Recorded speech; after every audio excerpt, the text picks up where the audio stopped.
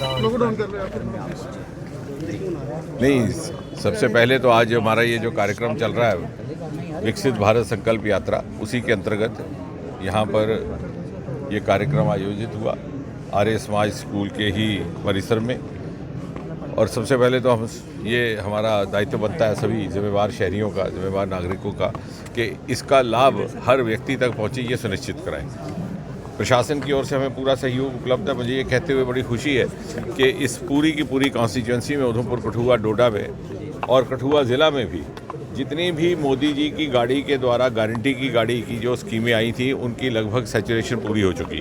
जितनी किसानों की योजनाएं हैं, किसान सम्मान निधि, किसान क्रेडिट कार्ड, आयुष्मान भारत और हमारा प्रधानमंत्री आवास योजना, थोड़ा बहुत उसमें अभी कुछ मकान बनने बाकी हैं, वो भी जल्द पूरा हो जाएगा। इसके अतिरिक्त कठुआ ज़िला में 2-4 जो नई उपलब्धियां भी हाल ही में हुई हैं। एक तो हमारा होम्योपैथी कॉलेज लगभग 70 करोड़ की लागत से, काफ़ी प्रयास के बाद उसको केंद्र से वो राशि उपलब्ध करवाई गई है और आयुष मंत्रालय के अंतर्गत उसका निर्माण होगा। इसके अतिरिक्त आयुर्वेदिक कॉलेज इस कॉन्स्टिट्यूंसी के भीतर ज़िले से थोड़ा बाहर है, गगवाल में, वो भी शुरू हो चुका है उसका भी काम।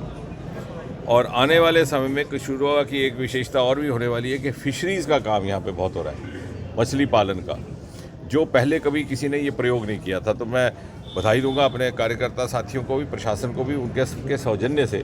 और मुझे लगता है आने वाले समय में हम जो ट्राउट मछली कश्मीर में पाई जाती थी, वो कठुआ से तैयार होकर के बाहर जाएगी। इसी तरह से कठुआ का वो ज़िला है जहाँ बैम्बू के सबसे पहले क्लस्टर लग रहे हैं, क्योंकि आज से 6-7 साल पहले हमने ये बेड़ा उठाया था कि यहाँ पर बहुत हमारे पास घने जंगल हैं रेवेन्यू बैम्बू को लेकर के, कठुआ में, सांबा में, रियासी में, जिनका पूरा इस्तेमाल नहीं हो रहा था। तो पूर्वोत्तर के कुछ एक विशेषज्ञों को ला करके उनके सौजन्य से वो भी काम शुरू किया गया। इसके अतिरिक्त इस कॉन्स्टिट्यूंसी को अगर आप देखें तो मुझे लगता है कि पिछले 10 वर्षों में जितना विकास मोदी जी की उनकी उदारता और उन्होंने जितने भी हमें सहयोग और सहायता दी है, उसके कारण संभव हुआ, उसकी तुलना किसी और कॉन्स्टिट्यूंसी से नहीं की जा सकती। बल्कि बहुत से ऐसे काम जो रुके पड़े थे, शायद विधाता को मंजूर था कि मोदी जी आए तो शुरू हों। शाहपुर कंडी का प्रोजेक्ट, जिसका उल्लेख मोदी जी ने स्वयं किया था जब 2019 में वो जम्मू पधारे थे, सन 70-75 से वो रुका पड़ा था। 45 वर्ष के बाद उसका काम शुरू हुआ। पहला फेज़ तैयार हो गया, 1-2 फेज़ और होंगे। जब वो तैयार पूरी तरह से चालू हो जाएगा तो मुझे नहीं लगता कि ये सारा का सारा इलाका कठुआ सांबा का पानी और बिजली से माला माल होगा। पंजाब को भी उसका लाभ होगा। आने वाली पीढ़ी के बच्चे भूल जाएंगे कंडी को कंडी क्यों कहते थे। इसी प्रकार एक ही मात्र कॉन्स्टिट्यूंसी जहाँ पर 1 नहीं, 2 नहीं, 3 मेडिकल कॉलेज केंद्र के सहयोग से आए हैं, कठुआ में, उधमपुर में, डोडा में। कठुआ में इंजीनियरिंग कॉलेज केंद्र के सहयोग से मोदी जी की एक स्कीम थी, राष्ट्रीय उच्चतर शिक्षा योजना अभियान, उसके तहत आया। सीड प्रोसेसिंग प्लांट सबसे पहले आया जो 3 प्रदेशों को, वो भी केंद्र के सहयोग से। Industrial biotech park, department of biotechnology, मुझे लगता है कि देश का 11वां या 12वां है। पुलों का यहाँ जाल बिछ गया।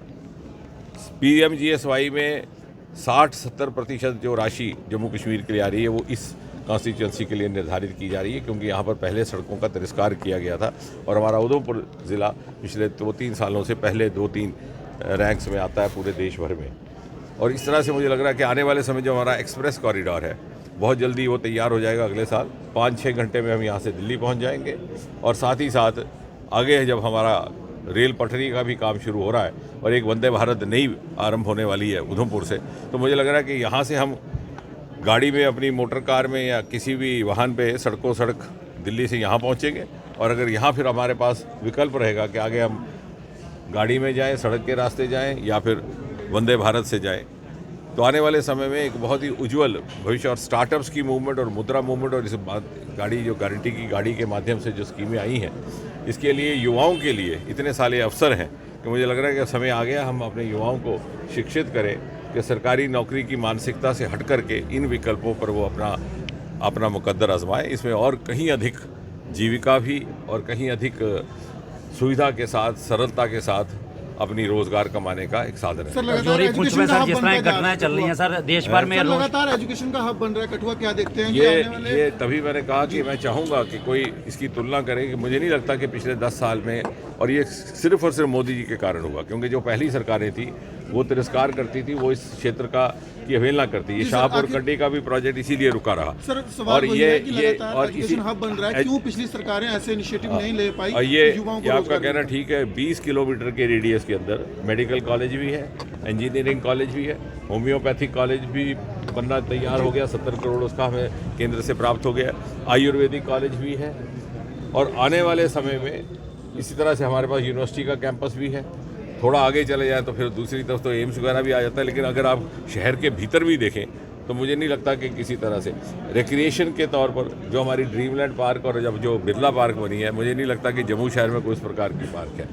तो क्योंकि हमारा ये मानना है कि कठुआ एक नोडल एक सेंटर बन सकता है सारे के सारे पंजाब, हिमाचल और जम्मू कश्मीर के लिए। तो मैं ज़ाती तौर पर, व्यक्तिगत तौर पर कठुआ को केवल कठुआ या जम्मू कश्मीर का हिस्सा ना समझ करके मैं ये विजुअलाइज करता हूँ कि आने वाले समय में पूरे क्षेत्र का, जिस प्रकार से जलंधर विकसित हुआ है, लुधियाना विकसित हुआ है, कुछ एक का कारण थे, कुछ एक हमारे साथ तिरस्कार होता रहा, भेदभाव होता रहा, कुछ एक 370 की चलते बहुत सारी ऐसी योजनाएं थी जिनका लाभ नहीं पहुँचता। लेकिन अब चूँकि राह हमवार हो गई है, मुझे लगता है बहुत जल्द कठुआ एक बहुत ही वाइब्रेंट उत्तर भारत का क्षेत्र बनने वाला है। लगातार जो बढ़ रही है, पहले संविधान के दायरे में जो है 370 का फैसला हुआ है। पिछले दिनों ही डॉक्टर फारूक अब्दुल्ला आए थे तो उन्होंने बोला था कि यहाँ से अंग्रेज चलेंगे तो 370 भी जो है आने वाले दिनों में हम खत्म करके ही दिखाएंगे। नहीं, आज का जमाना तर्क से बात करने का। किसी ने क्या कहा, मैं कभी किसी व्यक्ति विशेष पर टिप्पणी भी नहीं करता, आपने देखा होगा। हम विषय पर बात करते हैं, व्यक्ति पर। लेकिन जहाँ तक 370 का संबंध है, मैं तो ये कहूँगा कि एक बहुत बड़ा उपकार किया है मोदी जी ने कि संविधान की एक विडंबना, miscarriage of constitution, miscarriage of democracy, जिसमें खुद इसके निर्माता और इसके जो पैरोकार थे, प्रोटैगनिस्ट पंडित नेहरू इत्यादि, लिख करके गए थे कि ये आर्जी है, ये अस्थाई है, टेम्पररी है। लेकिन समय गुजरने के साथ साथ उन्हीं के जो आगे जानशीन आए, उन्हें लगा कि इसको बरकरार रखने में हमारा स्वार्थ है, और वो अपनी मान्यता और प्रतिबद्धता को भूल गए। मोदी जी ने वो अधूरा काम पूरा किया जो शायद पंडित जी और उनके आने वाले पीढ़ियों के अनुयायी नहीं कर पाए। और इसमें तो मुझे लगता है कि कोई दो राय नहीं है, तो स्वयं तर्क इतिहास बताता है। विपक्ष ने भी कहा कि आपने कहा था हालात सामान्य हो रहे हैं, लेकिन हालात जो है लगातार खराब हो रहे हैं, किस तरह देखते हैं सर? नहीं, ये कहना सही नहीं होगा कि हालात लगातार ख़राब हो रहे हैं। हाँ, लेकिन हम इस चीज़ को भी नज़रअंदाज नहीं कर सकते कि राजौरी में कुछ एक इस तरह से चल रहा है। लेकिन उसका संज्ञान ले रहे हैं जो संबंधित हमारी एजेंसी से संबंधित हमारे मंत्रालय हैं, चाहे वो रक्षा मंत्रालय, चाहे वो गृह मंत्रालय। लेकिन अगर आप कश्मीर घाटी में देखें तो इस साल 2 करोड़ पर्यटक आए हैं, यानी हर कीर्तिमान टूटता गया। और यहाँ तक कि पहली बार होम टूरिज़्म कश्मीर घाटी में देखने को मिला, जहाँ पर कि उस तरह का कल्चर नहीं था। लोग आमतौर से लोगों के घरों में नहीं आके अतिथि ठहरते जो बाहर से आते, लेकिन वहाँ इतनी किल्लत हो गई होटलों की तो लोगों ने अपने घर के दरवाजे खोल दिए। और उसी से पता चलता है कि कोई भी जब देश विदेश से आते हैं पर्यटक, परिवार लेकर के, बच्चे लेकर के, वो मेरे कहने पर, आपके कहने पर या सरकार के कहने पर नहीं आएंगे। वो अपने सूत्रों से पता करेंगे कि भाई मैं अपने बच्चों को लेकर के जा रहा हूँ भ्रमण करने, छुट्टियाँ मनाने, क्या वहाँ पर सुरक्षा है कि नहीं है। तो अपनी तसल्ली करके, मुझे लगता है हमारे लिए सबसे बड़ा प्रमाण पत्र वही है। सर, राम है वो सबके हैं, और अयोध्या राम मंदिर से जो है कलश आए हैं, तो भारतीय जनता पार्टी के कार्यकर्ता जो है हर जगह जो है स्वागत कर रहे हैं। कलश कपाट खुलने वाले हैं, लेकिन मुझे इनविटेशन नहीं दिया गया। फारूक अब्दुल्ला ने ये कहा कि बुलावा नहीं है, राम मंदिर का बुलावा नहीं आया, उनका ये कहना है। क्या कह रहे हैं आप? सर, फारूक अब्दुल्ला जी कह रहे हैं कि 22 जनवरी को डॉक्टर फारूक अब्दुल्ला ने कहा मुझे अच्छा लगता है कि राम मंदिर बन रहा है, परंतु मुझे बुलावा नहीं आया, इनविटेशन नहीं आया। सबका स्वागत है राम मंदिर में।